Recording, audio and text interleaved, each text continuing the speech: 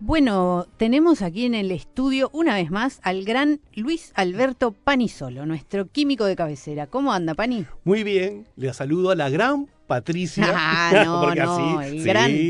sí, así nos El gran alabamos acaso mutuamente Ahí va, nos tiramos flores. y nuestro ego. Y le tiramos alguna disfruta. Laura también. que se la También, merece, claro, por supuesto. mucho. Pani, hoy vamos a seguir hablando de goma de mascar, de chicle. Ya aprendimos que nuestro amigo el adolescente vikingo podría haber comido una goma de mascar allá por... ¿En qué época era? Ya ni me acuerdo. Y en el 850, por ahí. Tremendo. Siglo IX. Tremendo. Bueno, hoy entonces vamos a comenzar la columna hablando del sabor. Claro, porque a los que les gusta masticar chicle, les gusta la masticación, pero también les gusta por el sabor. Sí, Esa claro, sería y una que de las- dure, ¿no? Y que dure. Y entonces ahí los fabricantes trabajan interesante porque en el diseño del producto han logrado que la liberación de sabores sea programada, de modo que persista durante un cierto tiempo. Porque hay que pensar que uno después podría seguir masticando el chicle hasta quizás por 1 hora o más. Habría que Claro. ver cuál es el récord mundial de Habría que masticación buscar de ese chicle. dato. Todo debe estar. Y entonces, la cuestión es cómo lo logran. Porque además, al principio ya debe haber un sabor. Bueno, entonces el sabor es generalmente un sabor dulce. Y eso se lo van a dar edulcorantes. Y, por ejemplo, sacarosa o glucosa, los primeros. Y también se pueden usar otros edulcorantes como el sorbitol o el xilitol, que también son de la familia de los azúcares. Ujú. Y entonces esos, como son muy afines al agua, que es el componente principal de la saliva, se liberan fácilmente, recordando Claro. que la goma base de la goma de mascar es hidrófoba. La goma no desaparece, pero el gusto sí se va Y diluyendo. además tiene más afinidad por la saliva que por la propia goma. Entonces se libera fácilmente de la matriz, de la estructura donde se encuentra. Claro. Y entonces, eso ocurre ya en los primeros minutos. Ahora, como son tan solubles, se agotarían rápidamente. Ujú. Entonces, ya después de los primeros minutos, ya no nos sabría dulce el chicle. Entonces, los fabricantes, ¿qué hacen? Incorporan otros edulcorantes. ¿Pero cuáles? Los que no aportan calorías, que técnicamente se les llaman como edulcorantes intensos, porque en muy baja concentración provocan la misma sensación de dulzura que los azúcares. Y eso los oyentes los conocen porque el aspartamo Ah, claro. hace sulfamo K, sacarina, sucralosa, neoesperidina, ese quizás no sea tan conocido, o dihidrochalcona, entre tantos otros. Y esos no tienen tanta afinidad por el agua, entonces no son liberados tan rápidamente. Entonces primero se liberan los azúcares, tengo sensación de dulzura. Después comienzan a liberarse estos. Y entonces la percepción de la dulzura continúa. Entonces, Claro. eso es un mejor diseño de la goma de mascar. Y luego, ¿qué hacen los fabricantes? Encapsulan sabores. ¿Y eso cómo es?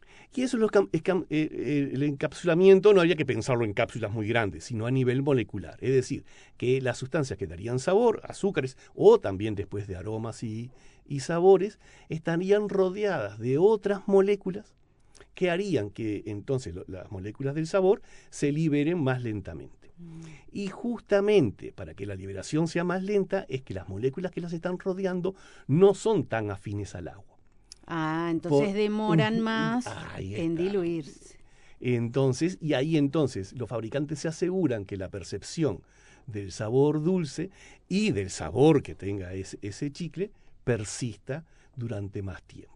¿Está medido cuánto dura más o menos? ¿O cuánto es el máximo que puede durar en tiempo? Y en algunos pueden ser hasta 30 o 45 minutos, pueden, por lo que he visto, ¿no? Yo Sí. no soy un especialista en el diseño de No gomas de tenés mascar. fábrica de chicles. No, tampoco. Ni soy un gran consumidor de gomas de mascar. Pero media hora, 45 minutos, podría en algunos casos llegar a persistir. Ahí Pero va. claro, eso va a depender son tanto las gomas de mascar que hay mundialmente, pero algunas en su diseño podrían llegar a esos tiempos. Claro. Y después la sensación refrescante esa que genera la goma de mascar. Que eso en la también boca. se busca. Entonces, ahí tendríamos un efecto general que es el siguiente, que los azúcares, al disolverse, en ese proceso se absorbe calor. Ajá. Y entonces, pero ese proceso ocurre tanto sea en la boca como si le estoy agregando azúcar a un vaso con agua o al café, ahí habría un consumo de calor. Para que la disolución de los azúcares ocurra, se necesita calor. Y entonces, en el caso de que estemos masticando chicle, ¿el calor de dónde proviene? De nuestra boca, de la mucosa bucal. Claro.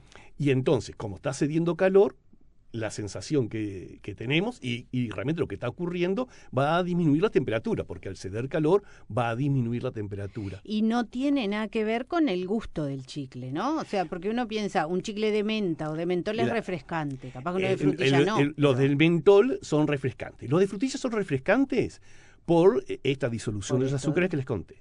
En los de menta, el efecto de los azúcares también estaría. Pero en el caso de la menta, o cuando tiene mentol, que es lo que le da el sabor a la menta principalmente, ahí el efecto ya es otro. Ya no es por la disolución. Pero claro, entonces eso ya daría para otra columna para ver cómo están, cuál sería el proceso. Pero no es por la disolución. Entonces el queda efecto prometido. Es otro. Bueno, lo ponemos en agenda. Vamos a hacer la lista de columna de mentol. Y entonces aquí también lo interesante es que no todos los azúcares tienen el mismo efecto. Por ejemplo, por eso se usa sacarosa, glucosa y también sorbitol y xilitol. Porque el sorbitol tiene como la energía que se necesita para disolver la misma cantidad que si tuviéramos sacarosa es casi 2 veces y media más, o hasta un poco más de 2 veces y media. Lo cual quiere decir que con sorbitol la sensación de frescura es mayor. Claro. Pero ahí va a depender de cómo quieran diseñar esa goma de mascar los fabricantes. Eso va en la receta, digamos. Ahí está. Eso ya sería como el secreto de la composición. Tenemos que ir a comprarlo y mirar la información nutricional del chicle. Pero en general no dice la cantidad. Nutricional no, los ingredientes. Los ingredientes, es ingrediente. Bueno, en el caso de los azúcares también sería nutricional. Claro. Pero en el caso de los azúcares uno podría inferir la cantidad porque como están las calorías me lo tiene que decir.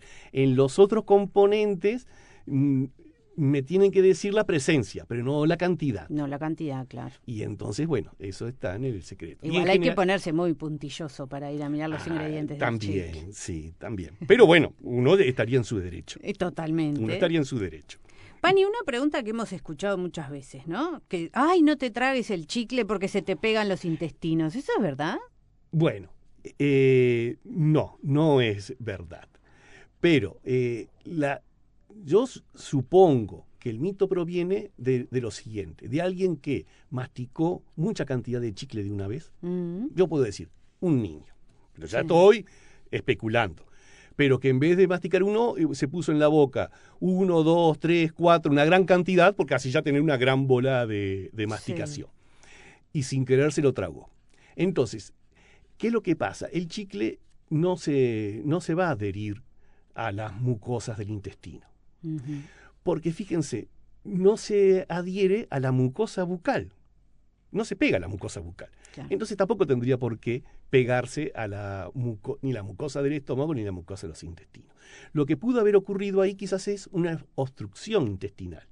Porque comió una gran cantidad y como no se digiere, en realidad si uno se traga un chicle, sigue de largo, claro, y después lo defecaría. Pero si el volumen es muy grande, quizás le provocó a esa persona una obstrucción intestinal. Quizás. Y quizás a partir de ahí ya hubo una confusión y se generó el mito. Pero en eso especulo. Pero no se podría estar adhiriendo. Porque además, la razón de que el chicle se adhiera a las superficies es lo que hablamos también la vez pasada. Es por interacciones hidrofóbicas. La base de la goma del chicle es hidrofóbica. Entonces tiene afinidad sobre superficies hidrofóbicas.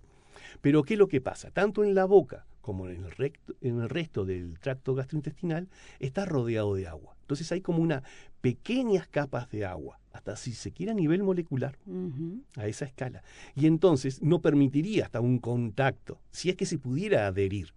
Claro, nunca va a encontrar una superficie a la que pueda adherirse, porque además es como si quisiéramos un chicle sobre una superficie mojada, no conseguimos que se adhiera. No se pega, claro. No.